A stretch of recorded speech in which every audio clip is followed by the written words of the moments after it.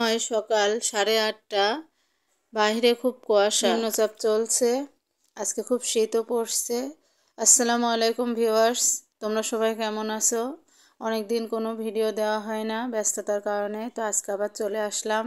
বারান্দায় করলা গাছে অনেকগুলো করলা ধরেছে, দেখতে খুবই সুন্দর লাগছে। এবং তোমরা সবাই দেখো কি পরিমাণ কুয়াশা। তোমাদের আজকে এই কুয়াশার দিন কিভাবে কাটবে আমাকে কমেন্টে জানিও। এই গাছটা আমার খুব ভালো লাগে।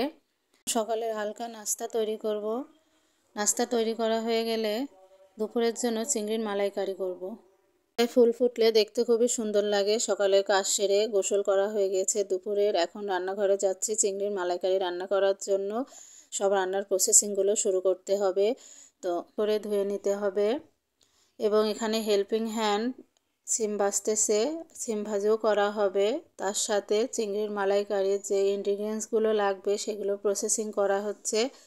অবশ্যই চিংড়ির মালাইকারিতে দুধ লাগে, তো নারকেলের দুধ দিলে বেশি ভালো হয়। নারকেলের দুধটা নাই, এ কারণে তোমার গরুর দুধই দেওয়া হচ্ছে।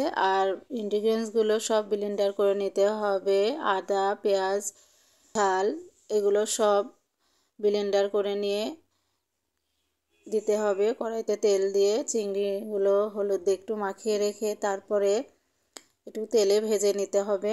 আসলে একটা পেজ খুললে সেখানে প্রতিনিয়ত ভিডিও দিতে দিতে পেজটা যেমন গ্রো হতে থাকে, হুট করে বন্ধ করে দিলে অনেক সব কিছুই নষ্ট হয়ে যায়। তো মাঝে মাঝে একটু একটু করে ভাবছি আবার দু একটা ভিডিও দিব।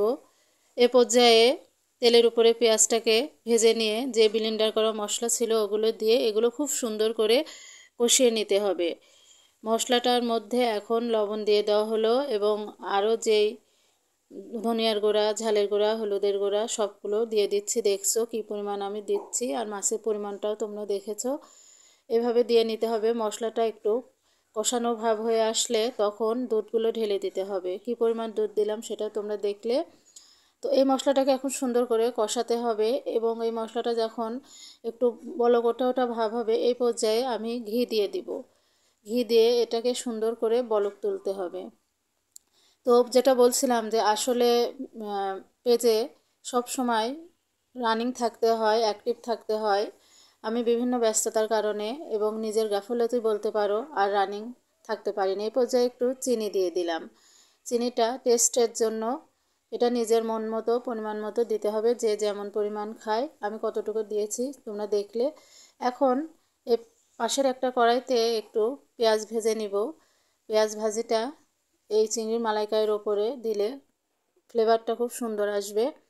পেঁয়াজটা ভাজি হয়ে গিয়েছে, আমি তেলের থেকে একটু সরিয়ে রেখে এদিকে দেখো মাছও বলক উঠে এসেছে।